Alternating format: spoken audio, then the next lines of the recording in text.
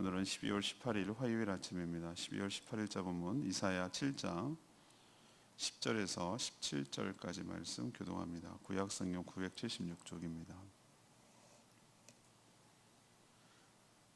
여호와께서 또 아하스에게 말씀하여 이르시되 너는 내 하나님 여호와께 한 징조를 구하되 깊은 데에서든지 높은 데에서든지 구하라 하시니 아하스가 이르되 나는 구하지 아니하겠나이다. 나는 여호와를 시험하지 아니하겠나이다 한지라.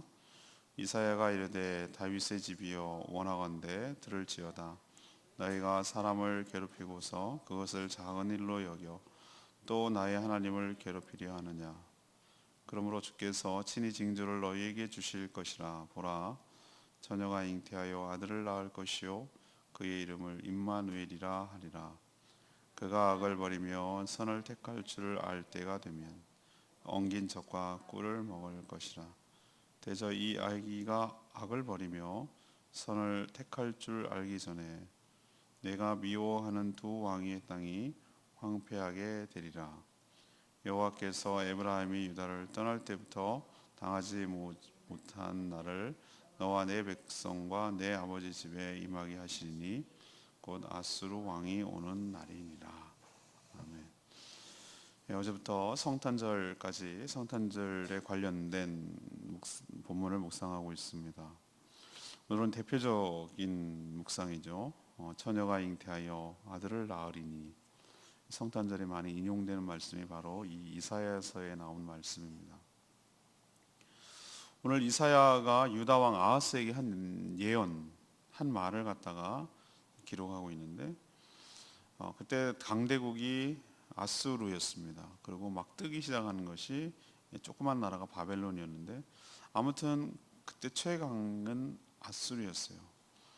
그래서 이 유다가 아수르 편에 섰습니다. 친아수르 정책을 폈던 아하스. 근데 그 북쪽 북이스라엘은 반아수르 정책을 폈습니다.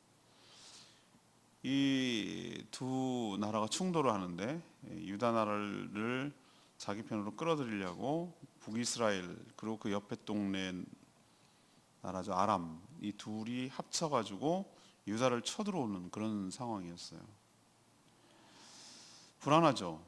쳐들어왔으니까. 하나님이 보호해 주시겠다는 약속을 했는데도 아하스 왕은 불신했어요. 그러자 이사야 선지자가 찾아가서 하나님께서 이 나라를 지켜주실 거라는 것을 확신을 갖게 하기 위해서 징조를 구하십시오, 징조를 구해보십시오라고 얘기를 한 거죠. 하지만 12절에 보니까 아하스는 거절해요. 거절합니다. 거창한 말, 아주 좋은 말. 저는 하나님을 시험하지 않겠습니다. 뭐 이런 말은 하는데 사실은 그건 겉에, 우리도 많이 그런 경우 많거든요. 겉에 포장은 이렇게 거룩한 척 하는데 실질적으로는 하나님을 신뢰하지 않는 거예요. 불신하는 것이죠. 그래서 이사야가 일방적으로 하나님의 표징을 전해요. 그것이 그 유명한 이 신약에 이렇게 될 줄은 정말 몰랐을 거예요. 자기도 하면서도. 처녀가 아들을 낳을 것인데, 이 말도 안 되는 얘기잖아요. 아들을 낳을 것인데 그 이름을 딱 지정했어요. 임마누엘이라고 해라. 이것이 너희 나라 유다를 하나님께서 보호하신다는 표징이 될 것이다. 침략한 두 나라도 망하지만 불신한 너희도 망하게 될 것이다. 이것이 이사야의 예언이거든요. 근데 지금도 똑같아요. 하나님을 여전히 불신해요. 사람들이 하나님을 믿는다고 말은 해요. 근데 불신할 때 예수 그리스도가 이 말을 성취시켰어요. 그래서 처녀가 마리아로부터 잉태되어 아기를 낳은 그분이 하나님이 너희 나라를 구할 거야 라는 표징이 될 거라는 얘기죠. 그래서 오늘 질문은 이렇게 하고 싶어요. 불신, 이 아하스 왕이 불신하거든요. 하나님을. 불신하면 어떻게, 뭐가 문제입니까? 무엇이 잘못입니까? 라는 것이 질문인데 10절에서 13절까지 말씀을 보면 이 불신은 하나님을 괴롭게 하는 죄라는 것을 알 수가 있어요. 하나님보다 아수르 나라를 더 의지했던 유다 왕 아하스에게 누가 쳐들어왔냐면 아수르를 반대하던 막 서로 어느 편이냐, 우리도 그렇잖아요. 북한은 중국 뭐 아니라고 말하지만 중국하고 러시아하고 아무래도 친할 수밖에 없고 우리는 미국을 등에 업고 있고 이러니까 서로 정책과 입장이 다른 거예요. 그래서 아수르를 반대하던 북이스라엘하고 아랍 연합군이 유다를 쳐들어왔어요. 왜 쳐들어왔을까요? 자기 편 끌어들이려고, 그리고 뒤통수 치지 않게 하려고, 손 보려고 찾아온 거예요. 좋게 하면은 자기랑 한편이 돼서 반아수르 정책을 쓰자, 내 편 해라, 위협을 하거나 아니면 적어도 힘을 못 쓰게 하거나 뭐 이런 이유 때문에 손 보려고 찾아온 거죠. 침공한 거죠. 그래서 아하스는 지금 공포에 빠져 있어요. 두 나라가 연합군으로 쳐들어오니까요. 하나님은 아하스에게 이사야 선지자를 보냅니다. 그리고 자기 나라를 쳐들어온 북이스라엘과 아람 연합군을 침략군을 두려워하지 마라 라고 하시면서 그 하나님이 지켜주시고 보호하여 주시겠다는 확신을 갖게 하기 위하여 뭘 구하라고 그러죠? 11절에 한 징조라는 것은 어떤 하나님께서 행하셨다라는 시험 이런 거예요. 대표적인 징조가 뭡니까? 사사시대 때 기드온이 이렇게 양털에 물 있게 하고 양털에 물 얻게 하고 이 두 가지를 이렇게 두 번이나 반복했잖아요. 그러니까 그게 하나님께서 하셨습니다라는 것을 보이기 위한 하나님만이 할 수 있는 어떤 시그널, 확신, 어떤 증거 뭐 이런 것을 징표라고 표현하는 거예요. 근데 오늘 12절에 보면 뭐라고 합니까? 아하스는 말은 감히 하나님을 시험하지 않겠습니다 라고 그럴싸한 명분을 내세워서 거절합니다. 이사야 선지자가 하라고 했는데, 그쵸? 하나님을 테스트하면 안 되죠. 예수님도 시험 이렇게 하실 때 뭐 하지 말라고 했어요? 하나님을 테스트하지 말라고. 마귀가 뭐라고 했어요? 뛰어내려라. 봐라, 너를 갖다가 이렇게 땅에 닿지 않도록 천사가 너를 보호할 거라고 하지 않았냐? 한번 테스트해봐. 이거는 어떤 의미죠? 하나님을 의심하고 불신하기 때문에 이렇게 하나님을 흔들려고 하는 거잖아요, 그죠? 근데 하나님께서 오늘 하라고 했잖아요. 징조를 구해라. 근데도 거창한 명분을 내서, 그럴싸한 명분을 내서 거절했죠. 이사야는 상당히 실망하고 분노했어요. 아하스의 말은 믿음이 좋은 말이 아니고 사실은 하나님을 뭐 하는 말이죠? 믿지 못하겠다. 그런 거 뭐하러 합니까? 라는 속마음이 있기 때문에, 불신의 마음이 있기 때문에 그래요. 아하스에게 이사야가 뭐라고 합니까? 13절에 다윗의 집이여 원하건대 들을지어다. 이거는 이제 하나님의 말을 얘기해 주는 거죠.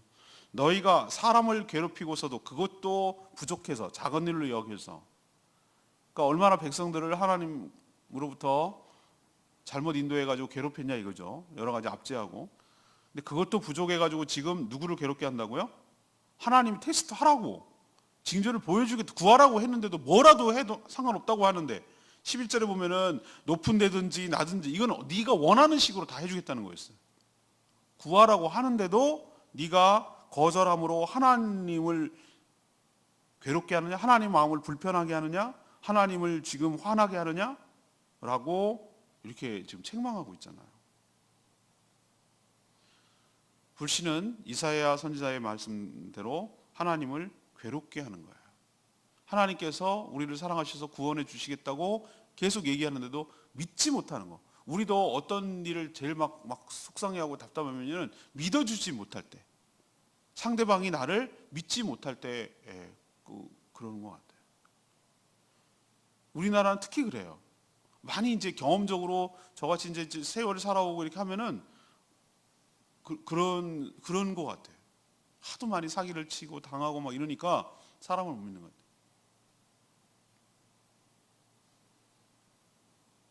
특히 우리나라는 사람들은 중국도 마찬가지지만 관시, 그러니까 관계를 중시해서 믿을 만한 사람이 소개해 주지 않으면 안 믿어요. 얼마 전에 전화 왔는데 제가 좀 약간 마음이 불편한 전화가 받았어요. 그냥 못 보는 전화인데 스팸은 아닌 것 같고 그래서 받았는데 뭐 저거 뭐 제가 중국 선교사고 뭐 이렇게 하는데 처음 듣는 사람이고 처음 얘기하는 사람이에요. 하도 이상한 사람들이 많아가지고 그런데요 제가 좀 사무적으로 대했어요. 왜요? 왜 전화하셨어요? 이렇게 대했다고. 근데 지금 생각하니까 내가 왜 이렇게 반응을 하지? 라고 생각해 봤더니 그동안 많이 이제 당한 게 있으니까 디펜스, 그러니까 방어를 하는 거더라고요. 근데 그 사람도 지혜롭지가 못해. 내가 신뢰할 만한 사람을 소개를 해서 이렇게 하든지 아니면 그냥 자연스럽게 그 사람하고 같이 묻어오든지 아니면 그 사람을 먼저 나한테 전화하게 해서 전화 갈 거라고 얘기하든지 뭐 이런 조치를 해야 되는데 다이렉트로 나한테 이렇게 얘기를 하니 내가 한 번도 얼굴도 본 적도 없고 뭐 들어본 적도 없고 뭐 그런 사람을 내가 어떻게 그 사람을 신뢰하겠어요. 근데 하나님께서 오늘 뭐라고 했죠? 이사야를 보내잖아요. 이사야 선지자를 보내서 그동안 이사야 선지자가 어떻게 사역하고 활동했는지를 왕은 다 안단 말이에요. 그동안. 그러면은 하나님을 이사야 선지자 말을 해보고 그래 믿자의 본전이다 한번 테스트 해보자 징조를 보이자라고 했었는데 그것조차 안 하는 아하스의 태도에 이사야 선지자도 실망하고 그런 태도를 보이는 아하스 때문에 하나님이 얼마나 실망하셨겠냐. 우리도 마찬가지예요. 지금도 똑같아요. 지금도 뒤에 얘기하겠지만 안 믿어요. 안 믿어. 예수 그리스도께서 오십니다. 하나님이 여러분들을 사랑하셔서 구원하시려고 합니다. 여러분이 징조를 구하십시오 라고 해도 그런 거 필요 없대. 그런 것 자체를 안 믿어. 하나님 존재를 안 믿으니. 그래서 하나님께서 징조를 스스로 보이시죠. 지금도 인류의 소망이신 예수 그리스도를 부정해요. 하나님이 징조를 아예 일방적으로 안 구했기 때문에 보여주셨는데도 주님의 재림, 주님의 심판, 하나님의 시험, 하나님을 이런 걸 가지고 시험하는 세상이라고 할 수 있어요. 자, 세상은 그렇고 우리로 적용하면 어떻게 됩니까? 이 이사야 선지자가 했던 말을 우리도 귀담아 들을 필요가 있어요. 하나님께서 구하라고 어제 정말 그 강사 목사님 오셔서 참 귀한 말씀 많이 하고 가셨는데 10가지 재앙을 그렇게도 해석을 하는구나 라는 생각이 들었어요. 저는 어떻게 해석했냐면은 이스라엘 백성들이 이집트의 우상들이 얼마나 허접한 것인가 별 볼 일 없는 존재인가를 보여주기 위한 거라고 해석했는데 어제 그 목사님은 정길주 목사님 뭐라고 그러셨죠? 6월절 어린 양을 신뢰하기 위해서 믿어지게 하기 위해서 이 9가지나 보이셨다는 말을 하셨잖아요. 그러니까 우리도 처음부터 어떻게 믿어요? 확 못 믿는다. 그래서 하나님께서 정말 전도하려고 하는 사람들에게 놀라운 그 직전에 포인팅을 많이 보여주시니까 믿는 먼저 우리들이 믿음을 가지고 하나님께서 행할 거라는 믿음, 저 사람을 믿게끔 하기 위해서 하나님 역사하실 거니까 뭐 하라고 그러는 거예요? 기도하게 하라고 그러잖아요. 구하는 기도를 하라고. 그 말에 동의했어요. 여러분도 마찬가지입니다. 하나님을 구하지 않으면 아무런 역사가 안 일어나는 거예요. 그러면서 하나님을 못 믿겠다고 하면은 이건 얼마나 하나님 입장에서는 답답한 노릇이겠어요. 하나님께서 여러분들을 믿을 수 있도록 표징을 구하라고 지금도 열어놓고 계세요. 너희들이 내가 할 수 있다고 믿음이 생길 만한 일들을 내가 준비해 놓고 있으니 너희는 뭐 하라는 거예요? 구하라고. 표징을 구하라고. 하나님께서 우리에게 도전하고 있는 이 말씀 생각하시고 여러분도 하나님을 더욱 신뢰하기 위한 하나님의 조치를 기다리고 있으니까 여러분도 표징을 구해서 하나님의 살아계심을 남 얘기가 아니라 여러분 스스로가 체험함으로 더욱 확신에 거하는 복된 인생 살아가게 되기를 축복합니다. 이 아하스처럼 불신해서 하나님을 괴롭게 하는 일은 없었으면 좋겠다는 거죠. 두 번째 얘기는 불신해도 불구하고 14, 15절 보면은 하나님의 약속은 성취된다는 거예요.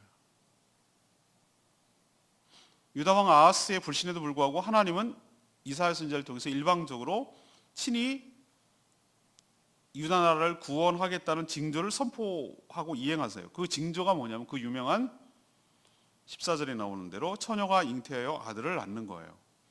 그리고 그의 아들의 이름을 임마누엘이라고 하라는 것입니다.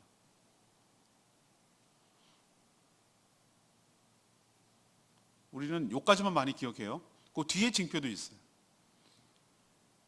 이 아이가 성장하면 젖을 뗄 정도로 성장하면 침략했던 두 나라, 유다 나라를 침략했던 나라가 북이스라엘하고 아람 연합군이라고 그랬죠. 그 나라가 뭐하게 되리라? 황폐하게 되리라 라는 것이죠.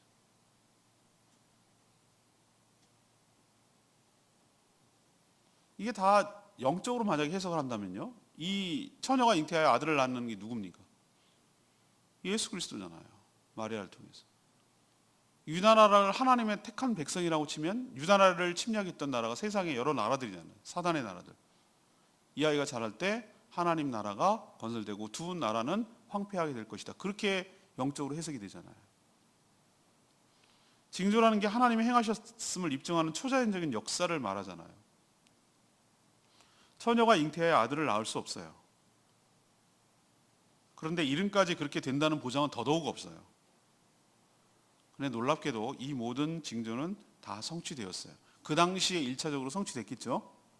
우리는 몰라요, 누군지. 근데 그 당시에 아하스 시대에 그 누군가가, 아하스가 알만한, 그리고 유다 사람들이 알만한 그 누군가가 이런 일이 있었을 거라고 저는 추정을 해요. 1차적으로. 근데 하나님의 내일도 모레도 얘기하겠지만 하나님의 예언은 복선이 깔려 있어요. 복선. 이중적이고 중첩된단 말이에요. 이게 그렇게 신약 시대에 넘어와서 메시아 탄생을 얘기할 거라고 이사야도 잘 몰랐을걸요. 근데 성령이 충만해서 얘기를 한 거죠. 근데 이게 바로 메시아 탄생을 예언하는 말이 될 줄은 몰랐을 거예요.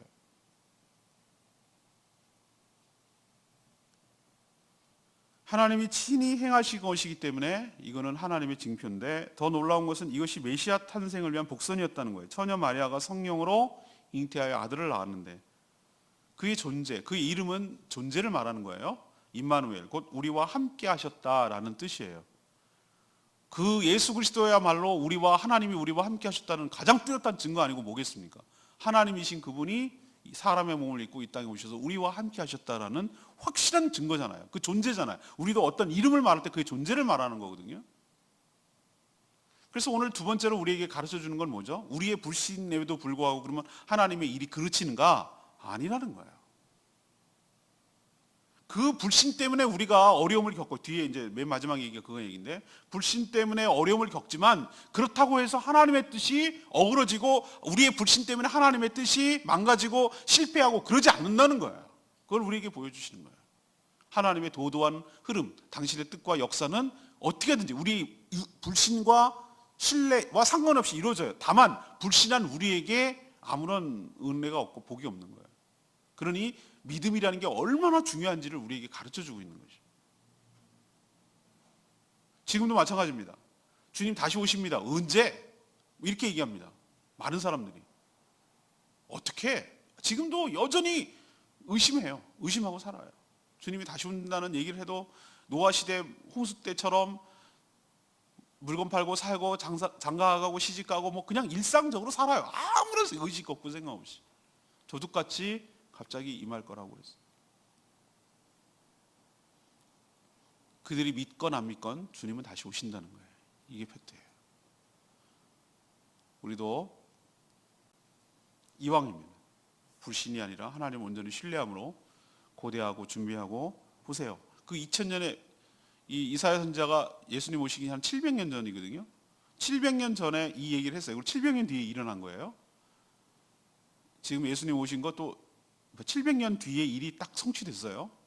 그런 것처럼 하나님에는 시간이 문제가 안 되고 그 뒤에 우리에게 다시 오신다는 그 얘기는 언제 될지를 모르나 반드시 이루어진다는 것을 기대하시고 불신하지 마시고 신뢰함으로 주의 약속을 보는 저와 여러분 되기를 원합니다.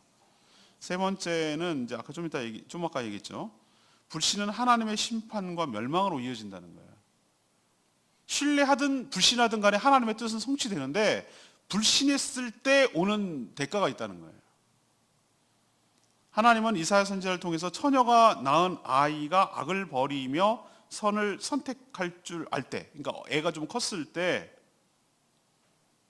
유다를 공격했던 북이스라엘과 아람이 황폐화되리라 라고 예언했죠. 이사야가 오늘 예언했습니다. 그런데 실제로 아수르에 의해서 두 나라가 반아수르 정책을 썼다고 그랬잖아요. 두 나라가 망합니다. 북이스라엘이 망해요. 아수르한테 쫄딱 망해요. 그러면 아수르를 의지했던 친아수르 정책을 썼던 유다는 살아남았을까? 그들의 바람과 믿음대로 잘 살 건가? 그렇지 않아요. 하나님은 이스라엘이 북이스라엘과 유다 두 나라로 분리된 이후에 듣도 보도 못했던, 분리된 것이 이후에 한 200년 정도 흐르거든요. 분단 국가로.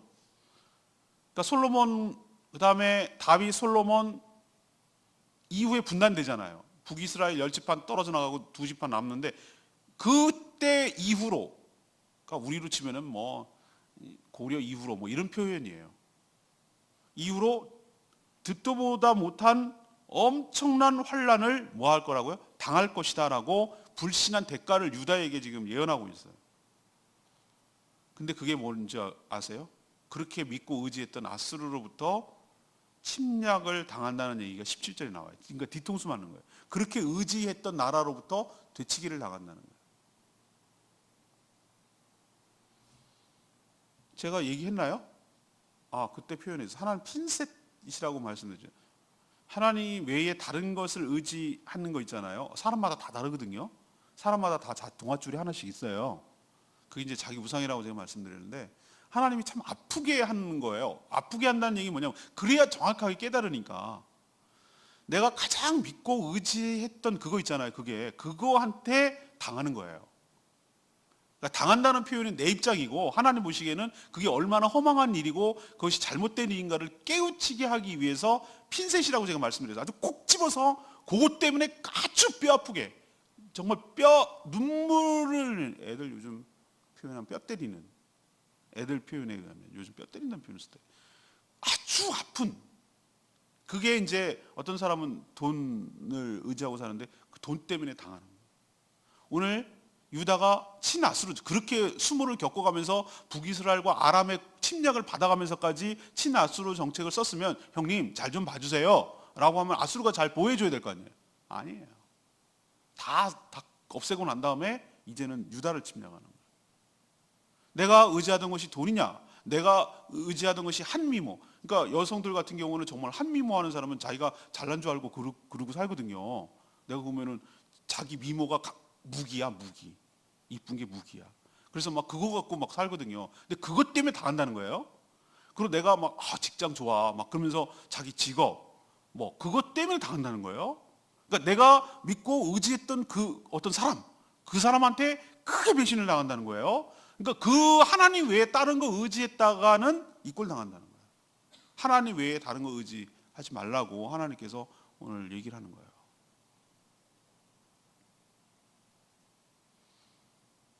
이렇게 하나님 외에 다른 것을 의지하던 사람이 유다가 당하는 것을 보고, 아수르를 의지하던 유다가 당하는 것을 보고 많은 사람들이 깨닫게 될 거라고 하나님께서 오늘 얘기를 하고 있어요.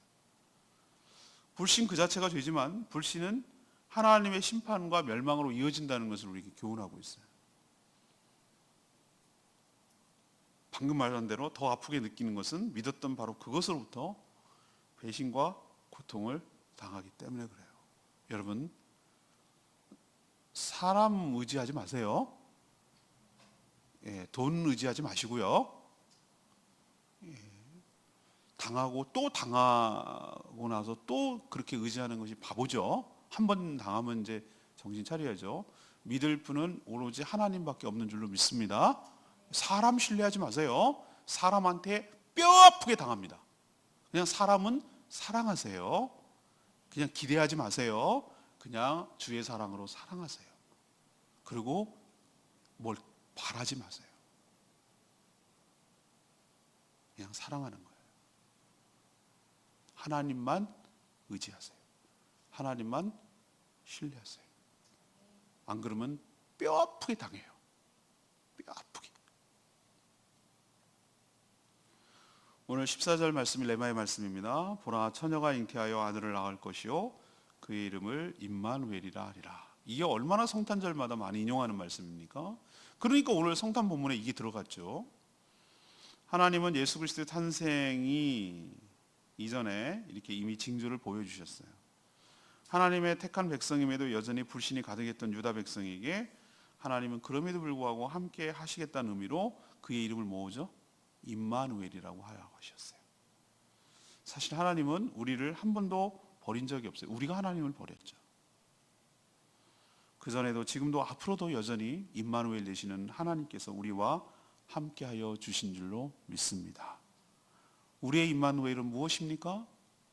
우리 안에 우리에게 그리스도를 주시고 또 다른 하나님이신 성령 하나님인 성령님을 우리 몸속에 우리 가운데 주시는 것이 그것이야말로 임마누엘의 증거인 줄로 믿습니다.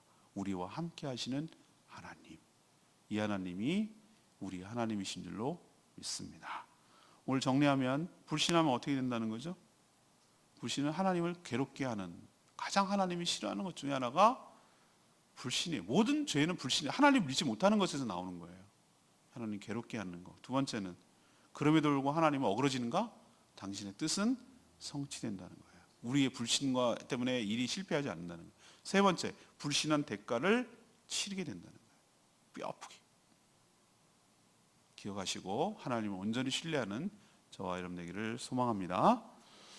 오늘 말씀 붙들고 기도하기 전에 33장 찬양집 33장 부르고 기도하겠습니다.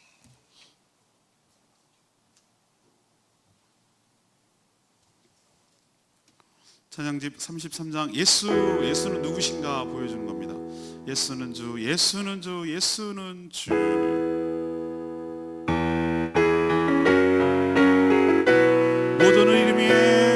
모든 이름 위에 뛰어난 이름 예수는 주, 예수는 주. 모든 무릎 꿇고 경배를 드리세 예수는 만유의 주니 예수는 주, 예수는 주. 천하 만물을 얻어 그 보좌 영광을 돌리세 예수 예수 예수는 주. 다시 한번 하겠습니다. 모든 이름이 뛰어난 이름 예수는 주, 예수는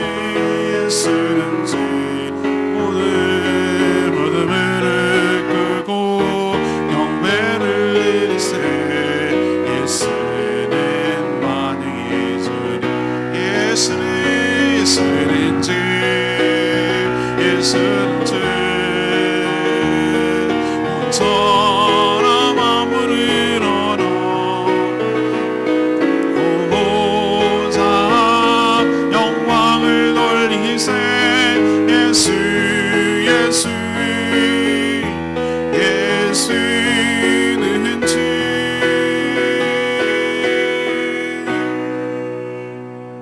아멘. 그렇습니다. 우리와 함께 하시는 임마누엘 되시는 하나님, 우리의 불신과 우리 연약함에도 불구하고 하나님의 거룩한 뜻은 우리를 향한 하나님의 지극한 사랑은 계속될 줄로 믿습니다. 그러기에 우리의 불신을 깨닫고 하나님을 온전히 신뢰하고 하나님의 징표를 구하도록 우리도 구하라고 할 때 하나님 구하라고 하셨어요. 하나님 살아계심을 구하라고 그랬어요. 그게 뭐겠어요? 기도를 통해서 하나님의 살아계심을 구하라는 거예요. 지금도 똑같아요. 그래서 임마누엘 되신 하나님 확인하라는 거예요. 불신 상태로 살지 말고 하나님을 더욱더 신뢰하며 살 수 있도록 체험을 하라는 거예요. 기도와 기도 응답을 통해서. 불신은 큰 죄입니다. 하나님을 괴롭게 하는 것입니다. 그 대가는 너무나 큽니다. 하나님 의지하지 않으면 분명히 다른 걸 의지하게 되어 있거든요. 그 대가가 너무 크다고요. 하나님, 불신의 죄를 회개합니다. 내가 의지하고 있던 썩은 동아줄을 버리겠습니다. 온전히 하나님만 신뢰하겠습니다. 하나님만 아스처럼 거룩한 척하고 하나님을 불신하는 거절하는 일을 하지 않겠습니다.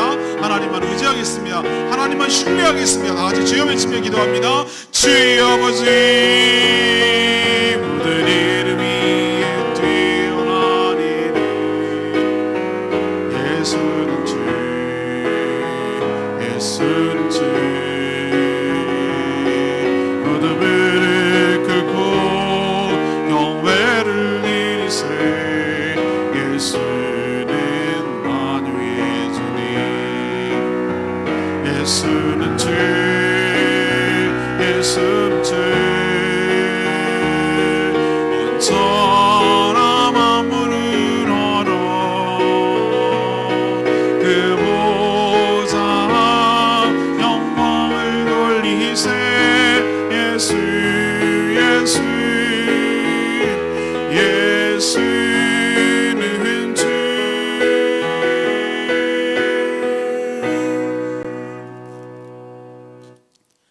하나님, 저희도 실제로 믿지 않지만 교묘하게 포장해서 하나님을 위하는 것처럼, 믿음 좋은 것처럼 말할 때가 참 많습니다.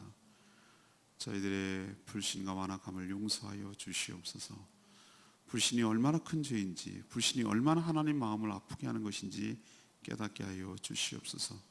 그러나 우리의 불신에도 불구하고 신실하신 하나님은 여전히 우리와 함께 하시고 여전히 우리를 떠나지 아니하시고 사랑하여 주실 줄로 믿습니다.